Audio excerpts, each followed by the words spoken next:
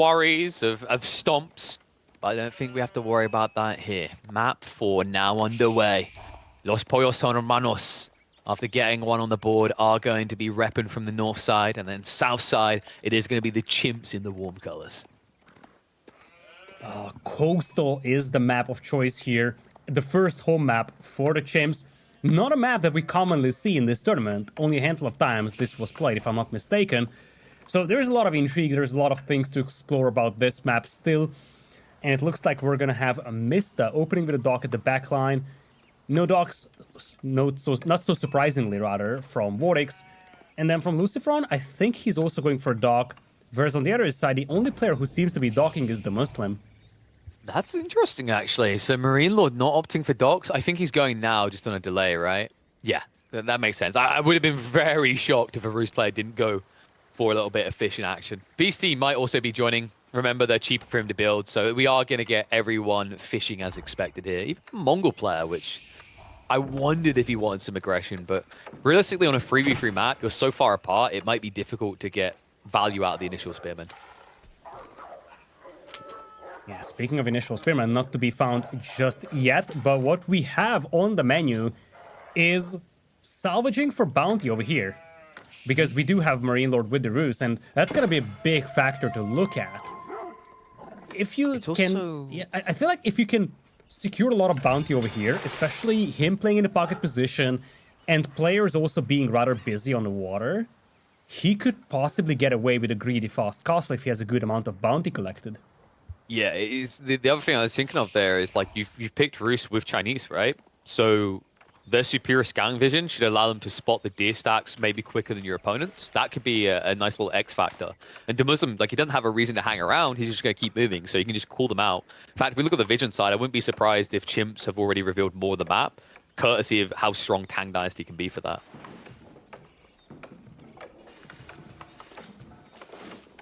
That's a lot of the map already. Yeah. Especially when you consider a Roost player is probably going to stop off the shoot stuff, right? Like, he's not just going to run consistently across the map.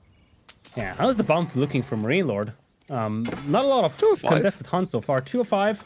Nothing too crazy, but not too bad given that we still have quite a lot of livestock. Or not even livestock, but wildlife, I guess. Still alive. Yeah, still alive for now, but not for long. Everyone wants to purge them. Feel bad for deer and wolves, right? It's like, oh, Roost players turned up. Yeah, we have to kill all the wildlife. Wait, what? Yeah, it was just to spite them. They're going to kill them anyway. Let's just leave these rotten carcasses. Nah, there's no rot in this game, folks. Remember, they never decay. But you saw the difference in vision, right? And it's like, it wasn't as if there was that many more scouts. MarineLorD only built a second one. It's just, that's how good the Chinese are for scouting everything out. Yeah, that's a big one for sure. That information is going to come in valuable, not just right now, but even in 2 or 3 minutes' time. Because, as we discussed, there are a lot of things undiscovered about this map. It's also the fact that these players are playing with civilizations that are leftovers from previous games, so possibly even not the civilizations that you would normally pick if you had all the civilizations available for this map. So you really need that scouting information to figure out what your opponent is doing, because there are definitely some blank spots over here, or some question marks about what you're going to see from your opponent. Yeah, I do feel like both teams expected to arrive at these civ choices. Like, when they picked for Game 3, they anticipated these map selections afterwards. Like, if you thought about what Beastyqt, MarineLorD, and DeMusliM had left, Coastal for a home map made the most sense. And on the other side, we already mentioned Los Pollos Hermanos always had the backup option of going towards something like Mediterranean with this composition as well. It's cool to think about that, though. Like, I honestly, I've said it before, I'll say it again. Like, I like creative drafting formats for tournaments, because I genuinely think something that differentiates AOE4 from probably any, like, major RTS right now is that, although there are many admittedly, is that there's a big focus on draft, not just how you play. Exactly. And I think that's one of the things I love about this game. It's, in a way, it's a similar comparison to what you would have in micro and macro. It's not just how you do in one specific game. It's about how you build up your game plan for best of 5, a best of 7, a best of 9, how you shuffle around your civilizations with the maps that you get the maximum effect, and you possibly can always counterpick the opponent. So indeed, this is definitely an extra level of strategic depth, and it's so nice to see in AOE4. And I know like some players are spooked out by the idea of more civs being added too quickly or whatever. But the cool thing there is like, you know, especially when you necessarily don't have crap tons of pro level players, and the comp scene isn't that big at the moment, is like because there'll be extra civs, people will have clashing ideas over what's valuable where, right? Like Yes. it's why I'm always thrilled when we see unexpected show up in tournaments or the meta evolvers make a deep run because they convince people of other things. Like we saw that with B, right, with the Marlin strategy. I think he really opened people's eyes to the Frimba Garrison alongside, I believe it was like Salami was experimenting with a lot. And after that, everyone's like, yeah, that's the way, right? It's refreshing to see that because it gets a bit stagnant when everyone is literally just playing the same game, right? The same build, the same way. Now, speaking of evolving the meta, VortiX snuck up a dock on DeMusliM's fishing eco, DeMusliM trying to combat that with a 4 Barbican to cut off reinforcements, but there's already a dock out here, so this single war junk is already going to start harassing the fishing eco. So far, it's not really able to accomplish much. Most of the damage ships will be garrisoned, but it's still an annoyance. And it's definitely something that DeMusliM has to address. Some too far away though, so it gets whoopsie-daisied out of that. Archer ships added in as well. Good play follow-up from VortiX. Of course, the Archer ships are the best way to take out these fishing boats, especially if they're nowhere near a dock. Barbican had to be cancelled. Interception is good. VortiX just turning the screws and grabbing DeMusliM where it hurts. Yeah, this is painful for DeMusliM, especially because he was just now building the Imperial Academy as well, so that Barbican was, to a certain extent, his feudal age even. Not gonna be delayed very heavily, but this means that he still cannot add a single combat vessel, further delaying that kind of repulsion of this aggression here. Loaded ammo though, coming in, beautiful hit. MarineLorD coming in clutch here to save Demu. Yeah, he was sneaking it, right against the edge of the map to try and bait them in. Just good maneuvering there, manages to snipe it out. So looks like they'll stave off VortiX's aggression. This is what I was kind of worried about, right? Like Vorti, it's a good start, but as you push around, the nature of Coastal is you're going to push into more players. So eventually they're going to bite back, which is exactly what happened here. But VortiX, I wonder if they... I'm just looking where the neutral trade posts are. Oh wait, there aren't any. So we're not going to get any trade here, right? At all. Like you could trade with an ally, right? But I don't think so. I beg to differ, actually. I think he's right now waiting to see. He's got a silver tree, and it's right now it's moving. You can see them top right. I'm being an idiot. There are neutral trade posts. It's just like I couldn't see them north of VortiX's base. He would have to go all the way across the Lizard Front to do this. Yeah, but he could do that. And the thing is that if you have water control, then it kind of guarantees that your trade is relatively safe as well, because it's so much of the backline. And given how big of a focus we have here on the water, that kind of means that you're not going to get raided early on by knights or something. In fact, if you take a look at MarineLorD, he's got one knight in total. That's all. They're actually totally doing it. Like, I think, are they going to do double trade? Is Mista going to join in on the party as well? Wait, Mista's going up a military wing. What? That's very different. What's more interesting is that he skipped economy wing, although his fishing eco, or his food eco is mostly on the water, so not necessarily completely surprising. But if you skip eco wing completely, then you possibly indeed do culture into military, unless you want to trade. Yeah, so a decent amount of players will actually skip eco in favor of culture, because culture allows you to upgrade your docks cheaper, right? So it's a good bang for buck, and you're only 1 TC. I wondered if he was going to try for trade at this stage, though.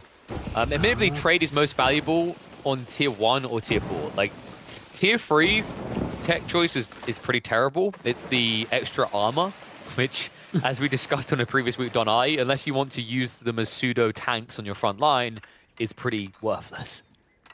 Yeah, but he has no desire to trade. In fact, he wants to go camel riders. Talk about the unorthodox things that Mista does so often, and I love this. Especially given how little of a standing army Beastyqt's team has. They're mostly focused on the water. Camel riders, sure thing, might not be the tankiest frontline unit, might not be the most versatile even, but for sure it's gonna be difficult to deal with. You have to catch them, and even if you do, you can't take fights against them unless you have like spearmen supporting you as well.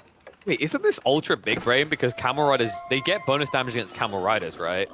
Against other camels, because they're cavalry, right? Yeah.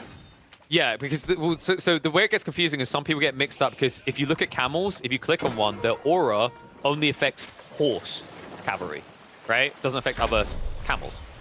But camel riders get bonus damage against cavalry, which camel archers are. So, in theory, this is a complete counter to Beastie's comp, which is just brilliantly Mista-like to see happen. It's better than that, because MarineLorD wants to go for knights over here. And you are going to have to pursue all of those camel riders around with knights, and then you can't even take fights against them. Some nice little raids over here by MarineLorD. Catching VortiX a little off guard over here, but VortiX does have Mangadai to work with. And I love this combo. Especially, as you said, because the Mangadai will be supported so well by the camel riders that deal with those camel archers. And also he went military wing, right? Which he gets the barbed shields, if I remember correctly. I always forget because I always forget the way military wing, because they made boot camp level 1, which of course is only infantry, and I think it's the aura rather for the armor upgrade for camels, right? So like they're even better. This is so wacky and brilliant from Mista. Look at this. Just a couple of palace guards over here for Lucifron. Bit of a slow reaction by Beastie. He's gonna lose a couple of villagers, and now the dive. Great value here for the camel riders. Beastie has nowhere left to go. Los Pollos Hermanos turning on this cruise, and really, right now they're on fire. Right now he has to be like, why are the camel riders in my base? How did this happen? Camel riders, which by the way, is the camel rider shields you can get. So they can get an extra free armor, which means this dive is gonna hurt them less. Also means camel archers do less damage in return. Oh my god, this is so annoying. Yeah, like, I love this use of the Abbasids. Such a clever idea. And then behind this, Lucifron doesn't even have to do much. Quite frankly, this is just Mista pulling the defense from all 3 players on the opposing team. And then VortiX and Lucifron can just do whatever they want, which is apparently just going to be 4 palace guards by Lucifron. He's up to 20. And then on the other side, you got the Mangadai raiding. This is looking so good for Los Pollos Hermanos. Yeah, China just gets to China, basically, all because of what the Abbasids are doing. Abbasids that have had completely unharassed eco. It's surprising there wasn't even a remote attempt to try and wrap around, but you start to see the issue of coastal and 3v3s. The map is so large that it feels almost impossible to harass your opponent's eco, unless you go for it immediately at the beginning of the game. Mista is up to 25 camel riders, and he has no desire to stop. He's just flooding them like there is no tomorrow, and right now, Chimps are struggling to stop them. They simply have no response to those camel riders. Yeah, they thought they were in a Planet of the Apes movie. It turns out this is something chicken-themed instead. Probably robot chicken seems appropriate in this situation. It's just a never-ending wave. Just look at the difference. 24 camel riders, only 6 camel archers. Men-at-Arms also being built, or rather Palace Guard by DeMusliM. They don't have anything that counters this unit right now. Yeah, and MarineLorD, he tried to go for Spearman over here out of desperation, but it's coming too little too late. And even if they do that, don't forget, you're up against 13 Mangadai, a bunch of Palace Guards, so Spearmen by themselves will be insufficient. What happens if he, like, is this just, they're sheep and he's the sheepdog? Like, Mista is just going to carouse them into MarineLorD's eco, and then they all run towards the Muslims' base, right? Is that how this works? Because I think that's what I'm seeing right now. This is looking so ugly now. So much idle time on the eco of essentially everybody. He's Optimus priming them. He's taking them all on right now. This is just Mista versus the world. And it's so good. And make no mistake, folks, this is not like, oh yeah, Mista has to carry these other guys because they're not doing anything.